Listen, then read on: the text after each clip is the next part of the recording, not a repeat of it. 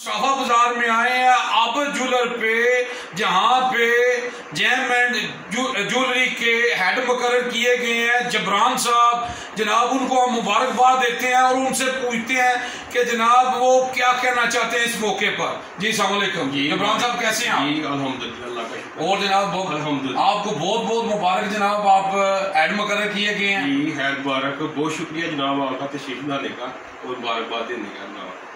تو بس اللہ تعالیٰ کا فضل ہے اور والدین کی دعاؤں سے چلے جو ہمارا آل Pakistan James and Chaudhry and association جو ہے یونین ہے، انہوں نے مجھے Jhelum James and jewellery sector ضلع جہلم کا کنوینئر مقرر کی ہے، اور میں ان کا بھی شکریہ ادا کرتا ہوں۔ ظاہر ہے میں تقریباً 20 سال سے اس فیلڈ سے یہ کام کر رہا ہوں، جیمز اسٹون کا کام کر رہا ہوں اور جیمز اسٹون کا میں ایکسپرٹ ہوں۔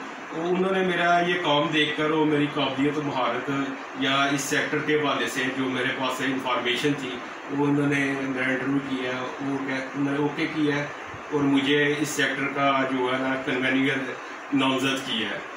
تو اللہ کے فضل و کرم سے انشاءاللہ میں ایک سیکٹر کے حوالے سے جو میرے سے خدمات ہوئی میں انشاءاللہ سارے انجام دوں گا۔